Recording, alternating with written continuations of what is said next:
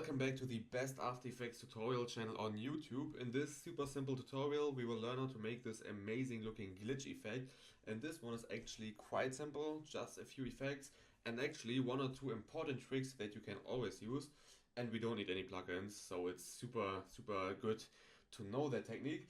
So I would say let's don't talk too much and just get right into it. So I'll make a new composition, just leave the normal settings, let's make it 10 seconds and just hit OK. Let's also, just for the looks, add a background real quick, and then obviously we need a text.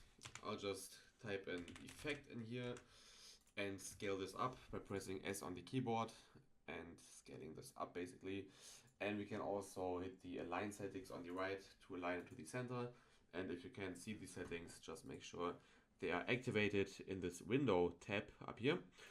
But yeah, now we can get right into the glitch effect, and what we need for this is another layer with a displacement texture, displacement animation, which we will then apply on this effect. For now we can hide the effect and first of all work on the displacement. So we basically just need one important effect, and that is the fractal noise effect. So you can just apply it on this thing. And now you can see this doesn't look like glitch at all. So let's adjust a few settings in here. We can change the noise type to block first of all. Then we can increase the contrast a lot to something like 600. And then we have to open up the transform settings. And first uncheck the uniform scaling, and then we can increase the scale whiteness a lot. And this is not enough, so we have to put in a manual number in here. So let's bring it to something like 3000. That should work exactly like that.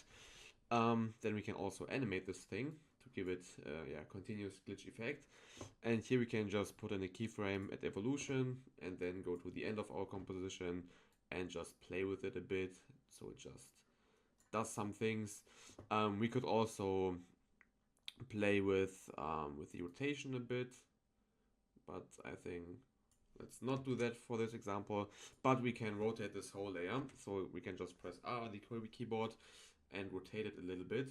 So as you can see in the example, the glitch is not completely horizontal, but it's tilted a bit, and we can achieve that by changing this layer. And that's it for the glitch layer. Now we can, this is now really important, we can right click on it, or we have to right click on it and pre-compose it.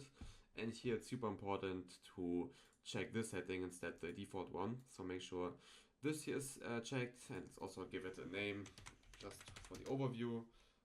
Why doesn't it work? It works. Glitch layer, whatever, it doesn't matter. And now we have this one, we can hide this one, and let's unhide the effect again. And here we can apply the displacement map effect, which is super important.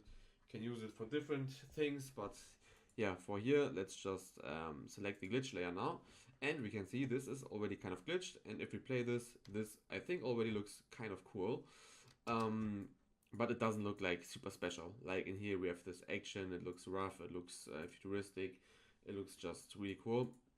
And to get that, this hyper glitch effect, basically we can do one important thing, which is open up the displacement map.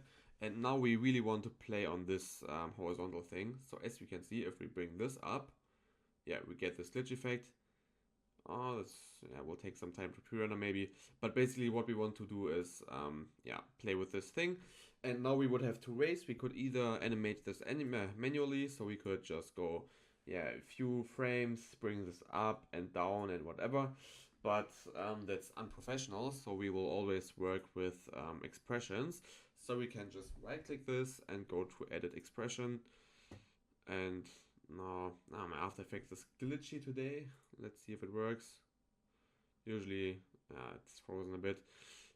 Oh hell no, please don't crash. I want to finish that tutorial.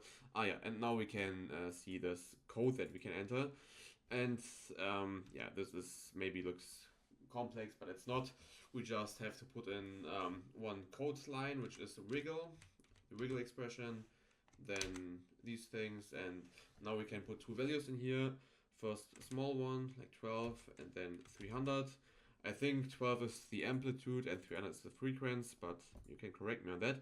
But by doing that, basically, we can see that now we will have this thing automated. And I think this just looks super cool. It looks a bit different than the example, so maybe we can look into what we did here. Okay, we use basically the same values exactly, so that doesn't matter. It really depends on how heavy you animate this pre-composition. So this is the one that I used in the example. Here we applied similar whiteness, maybe less contrast. The evolution looks similar. Yeah, it really depends how strong you animate this layer here. But usually you should come to a similar result, and I think this just looks super cool. Something, I don't like something, I don't know what it is. Something doesn't look similar, but basically, yeah, that's it. You can play with the layer settings a lot. I think what we could do is on this one also animate the transformation, so it can basically go in some direction. So we could go to the beginning, put in a keyframe at offset turbulence, go to the end, and just animate it a bit. Maybe the wire, the vertical and horizontal thing, and let's see if that did something. Yeah, a bit. But yeah, as you can see, this you can change a lot of variables and factors in here. But that's basically it. I really hope you enjoyed this one, and hopefully we'll see each other next time. Bye.